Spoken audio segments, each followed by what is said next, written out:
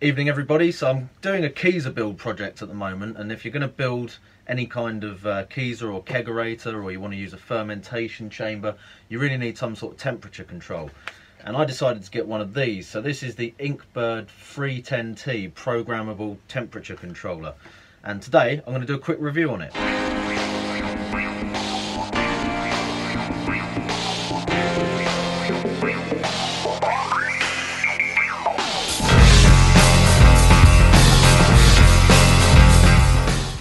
So today I'm going to be looking at the ITC 310T, which is their programmable controller. I've been using one of these for a while already on the fermentation fridge that I've got, so I'm quite familiar with that one. I think that's the previous version of this though, because I bought that quite a while ago. So I'll go through the differences between those and the other models. A lot of you will be familiar with the STC 1000s, which are the units that you have to wire up yourself. A lot of people use them to put them into control panels and other builds where they want to integrate the controller into it, but I've got one of those as well that I've also been using, and just using that to run sort of heating in the shed and so on. So there's quite a few different things that they do. They do PID controllers as well. Most of it is available on Amazon, or you can go to various other websites and pick them up, but there's a link below to this model on Amazon in the description, so if you want to go and check that one out, have a look. And there will also be a discount code down there. So I spoke to Inkbird, told them I was going to do a review, and they very kindly offered to provide a 15% discount for you guys. So if you want to get one of these and get a few pounds off, so I think it works out £6 off for the 15% discount, you can go and use that. But it only runs until the 31st of October, so you need to get on there in the next couple of weeks if you want to use that code. Anyway, let's get on with unboxing this and see what we've got. Okay, so let's see what we've got in the box.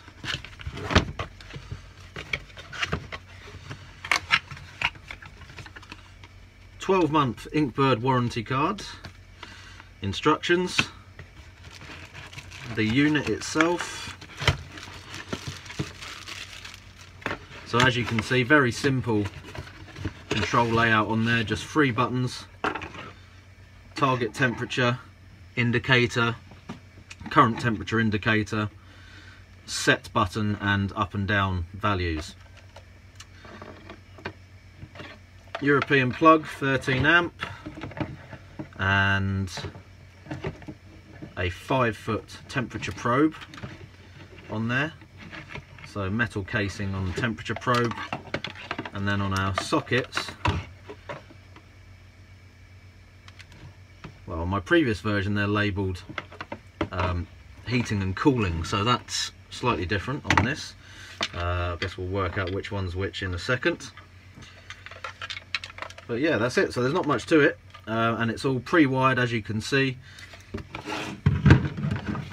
And basically, as the instructions say, it's plug and play. So let's just check first of all and see if we can find out which socket does what. Okay, so there's no indication in the instructions about what work 1 or work 2 conforms to, but assuming that it's the same as the diagram in here, this one should be heating and this one should be cooling, which would make sense as that's the same as what I have on the previous version that I've got. But yeah, I don't know why they haven't labelled that as heating and cooling on there, because obviously that just provides a little bit of confusion. But anyway, minor detail there. The main thing that I would point out just on the specification here straight away is that the temperature controller is rated as a maximum of 10 amps for the output current. So although it's got a 13 amp plug on it, the relays within this unit here are only rated for 10 amps, so you shouldn't really be using this to run heating elements or kettle elements or whatever. So most of those are going to be, or the bigger ones at least, so anything kind of over 2K is going to be taking you over that maximum current level, and could obviously burn out the relay or cause you other problems there. So bear that in mind. Really, these are only for temperature control situations like kegerators, refrigerators, or fermentation fridges. Right, let's plug it in and have a quick play around. Okay, so I've got a fan rigged up to the cooling relay on here just to demonstrate the operation of this. Now, I'm quite familiar with these units, having used this version and previous versions already, but even so, the instructions are, to be honest, quite baffling. There's a hell of a lot of codes and functions and menus on there, so I'll try and just decipher that for you into the simplest explanation that I can. So on the front of the control panel, you've got your current temperature value and your target temperature value. So if I warm up the probe here with my hand, you should see the current temperature start to go up, and if there was anything plugged into the heating relay at this point, it would be heating the circuit up until you reach the target temperature, at which point it will switch off that relay. So you can see there the heating temperature has been exceeded and that has switched off. Now it's gone above that temperature by 2 degrees, the cooling relay has come on and the fan has switched in. So let's just cool it off in front of the fan, and you'll have noticed that it didn't come on until it was 2 degrees above that target temperature, which is down to one of the settings that we will go over in a minute. So if we bring it back down to 25, it will then switch off. So let's get into the menu and just have a look at how you set this up. So press and hold the set button will get you into the settings. So TS, as you can see, is going to set our target temperature. So if we move that down, we can see it wants to put the heating back on again because the probe is currently colder than 20 degrees. And when you reach the temperature that you want, so typically if I was using this for a fermentation fridge, I'd probably have it around about 19-20 degrees for a fermentation, ale fermentation or similar, and then hold the set button, and you can see that has now changed the value to 20 degrees. So let's just go through the other menu items on there. So if we go into the editing mode and press the set button again, we will get HD, which is heating differential. So this value here, or how far below the target temperature the temperature can go before the heating relay will be triggered. So if we set it to 20 degrees, it can actually fall down to 18 degrees before the heating relay is triggered. So for most uses in terms of sort of brew fridges or kegerators or keezers, I'd probably myself set that somewhere between 0.3 and 1 degree, depending on how tight a control I want to keep on the temperature. So the lowest you can go, the lowest setting is 0.3 degrees. If you go any lower than that, then it would be switching on and off constantly, and you don't really want that. But I would set it for a fermentation fridge probably at the lowest value, or around about 0.5. So let's just switch that over to 0.5, and you will also see that we have a cooling differential, which is essentially the same thing, but this value is for the cooling relay. So this is how far above the target temperature you can go before the cooling relay will be switched on. Now, I can't think of too many situations where you'd want a different heating differential to the cooling differential, but you have the option there if you need it, which is a good thing, I suppose. So again, this time if we just warm up the probe,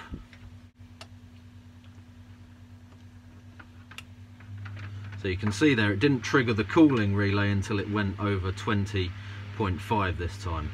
So it will keep a tighter control on the temperature with the differential set to a lower value. Let's have a look at the other functions. So after heating differential and cooling differential, you have the alarm settings. So these are maximum temperatures and minimum temperatures. So alarm high and alarm low, at which point an alarm will be triggered. So I don't really, or haven't really bothered to set those on my previous one, but they're obviously there as a warning if something's going wrong. Now PT is the compressor delay function. You can set that between 0 and 10 minutes, and that will basically delay the relay coming on between the target temperature being hit or the differential temperature being hit and the relay actually switching over. So the reason you might want to use that is if you are seeing big swings between, or rapid swings between high and low temperatures, you can save the compressor on your fridge or freezer from working too hard by setting a delay time in minutes there. So most people would recommend a few minutes for that, so that your fridge or freezer isn't switching on too fast and burning out the compressor essentially. After that we have temperature calibration. So I haven't calibrated this, but you have the option to calibrate the temperature, and you can adjust for any errors in the calibration. So if it's reading too high or low, you can use the ice bucket method to calibrate it to 0 degrees, or with boiling water as well, put it in the spout of a kettle or something with the steam to measure 100 degrees, and then set your calibration based on that. So I'll be checking that later, but previous units I've always found that the calibration is pretty good on these. Obviously it's worth checking that, especially if you're using it in something where the temperature is quite critical. So that's really it, apart from being able to switch between centigrade and Fahrenheit. So that's that option there, centigrade or Fahrenheit. Being in the UK, I will keep that on Fahrenheit. And then last of all, we've got the timer setting. Now this is what will switch it between the standard mode of operation, which we've just gone through, and the staged timer setting that you can use. So if it's set to 0, it's in standard operation. If it's set to 1 or 2, then timer setting will be on. So we'll go through that next. Okay, so let's try and make sense of these timer settings for the controller. Now, I've got to be honest, the instructions with these are quite difficult to read, and it does take a little while to figure it out. A lot of the less favourable reviews, shall we say, on Amazon are pretty much all about people not being able to figure out the instructions. But if you've got any sort of level of technical savvy, then you should be able to figure it out. It's just not written quite as clearly in here as it could be. That said, it's only taken me a couple of minutes to figure out what's going on, so let me show you what I think it all means, and hopefully that will give you a clue as to what's going on. So first of all, if you're going to use the timer setting, as we've just said, you need to switch on the timer mode. Now there's two options for the timer mode. It's not immediately obvious from these menus here what the difference is between the two of them, but there's a little bit of a clue over here where it says TR1 equals continuous timer mode and TR2 equals brew timer mode. Now, reading a little bit further into that, what it means is with each stage that you set the time for on continuous mode, it will progress through the steps regardless of where the actual temperature has reached compared to the target for that stage. So if you set it to change warm up by 5 degrees in a half-hour step and it doesn't reach the target of 5 degrees, it will still progress on to the next step anyway. With the brew timer mode, which is number 2, which is the one that I would probably favour, certainly if I was using it to control a brew fridge, then let's just get back into that menu. The step will only progress to the next stage if you've actually hit the target temperature. So once we select that mode, we are now into the temperature, the staged temperature menu. So UT is time unit setting, so you can either set this in days, hours or minutes. Now most of the time for brewing, I would imagine that you're either going to want it set in days or hours possibly. So let's say we go with days first of all. I need to get back into that menu now. Days, that is what M looks like on here, by the way. Hours or minutes, so let's set that to days. Then we have cycle setting mode, so you can basically cycle through it once or infinitely. Now, sorry, you can go between 0 or 999 cycles. If it's set to 00, that will do an infinite cycle, so it will just keep going round and round. Again, for most brewing applications, you're just going to want it set to 1 cycle.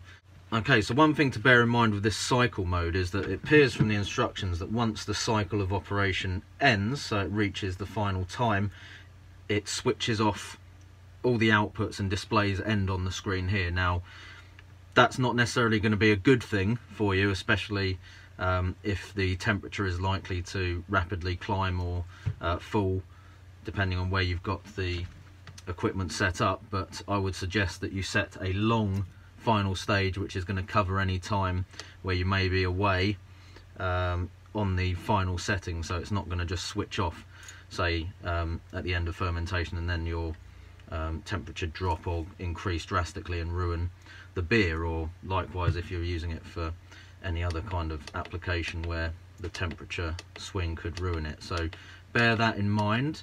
Then we have auto mode, which is again one of the things on the instruction that's a bit difficult to decipher exactly what that means, but as far as I can tell, if it's in 0 mode, then it can either be 0 or 1. If it's in 0 mode, the controller will basically reset once it's been, if it experiences a power outage or something like that. So if it's unplugged or the power is cut, it will kind of stop where it is in the cycle and need to be reset. If you set it to 1, it will automatically continue the timer while the power is out, and then try and bring itself back to the appropriate stage that you want it. So I guess for most brewing applications, again, that would probably be the best mode to have it set to, particularly if you're using it on a fermentation fridge. Okay, and then if we just go back again, we'll get into the actual timing steps. So STA is our stage setting value. You can have that set between 1 and 12, and that's basically how many different stages we're going to set for our timers. I'm going to just demonstrate this by setting up a really simple setting for this with 2 stages, and then SST is what stage the cycle is going to start on. So again, most of the time you're obviously going to want it to start at the beginning, but I guess if you've gone halfway through something and you want to start it from the middle setting or something, you could change it to that. So number 1 for that. Then we have stage 1 temperature value. So let's say we're just doing a standard ale temperature fermentation in a brew fridge, and we want to set it for 20 degrees. We then need to set the control duration, so how long is it going to be in the unit that you've set previously. So in this case, let's say we want to do 14 days or 2 weeks at 20 degrees, so a typical fermentation period. Do you want an alarm to go off? UO1 is if it's finished the stage, do you want an alarm? Yes or no. Not sure what the difference between C, A and 5 is. I'll look that up another time. Most of the time I would say it's probably going to be no. And then you just move on to the next stage. So stage 2, let's say we want to do a cold crash at the end of fermentation, but we're going to be away and we need to automate it. We would maybe set that down to, say, 1.5 degrees or something. Cold crash for 5 days.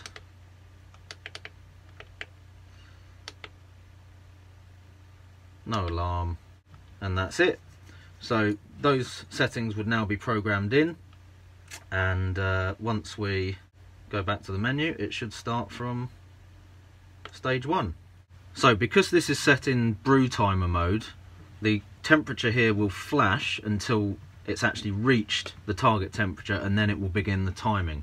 So let's just test that out quickly by warming up the probe again.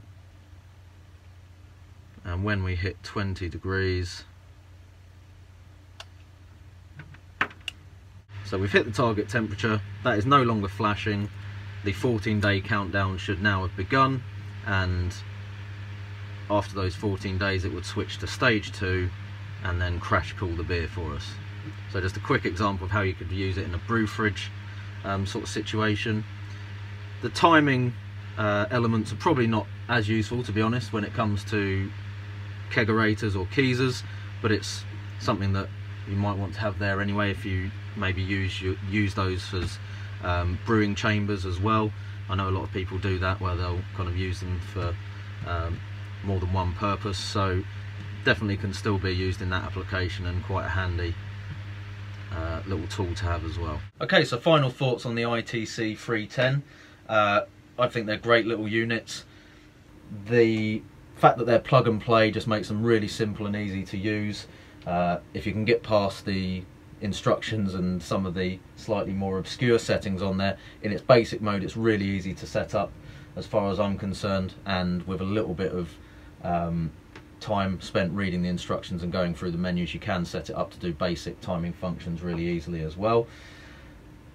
Much easier to set up than the STC 1000, which you need to wire in yourself. Now if you're comfortable doing wiring and you want to use it for some sort of integrated controller within a build or a control panel or something, that's a better option. But for a lot of people who just want something that they can plug in and it will work straight away, I think these are definitely good value for money. The ITC 308 is the simpler version of this, which comes in at only £30, and compared to buying an STC 1000, although the unit is cheaper, when you put in all the sockets and other hardware that you need, plus the time to wire it all up, the cost is not that much different, and you obviously save yourself a lot of time as well. So that's my kind of view on those. I've used both, happy with both of them, but if I want something to quickly hook up and run, this is what I'd go for. Now these ones are a little bit more expensive with the timing function, so you're looking at another £10 for these, but I think if you're going to use that function, it's worth the money. If you're not, then obviously I don't really see the point of spending the extra money there. It takes a little bit of faffing to get that set up, but I would say if you're likely to be away a lot of the time and you want to have something that can control your fermentation fridge or whatever without you having to be there to watch over it, it's a really good option. Some people will obviously have the technical know-how to program kind of brew pie controllers and things like that. If you haven't got the knowledge to do things like that, this is probably the easiest option to do things that way. So I like it. I will continue to use them. Reliability wise, I think they're excellent. The one that I've had on the brew fridge has been going strong for ages, so I think that's at least a couple of years I've been running that one with no issues. I have heard obviously the odd story about relays jamming and stuff like that, but I think that's something that can happen with any of the kind of temperature controllers, and it does depend on whether you're using it appropriately. So as mentioned before, don't overload them. They're 10 amp rated, shouldn't be really used for most kind of heating elements and that sort of thing. So yeah, if you need a nice, easy to use plug and play controller, thoroughly recommend these. And if you're watching this in October and you want to buy one, look at the link below and the code for a discount. So cheers guys, speak to you soon. I'm the dude, so that's what you call me, that or his dudeness or duder or El Duderino.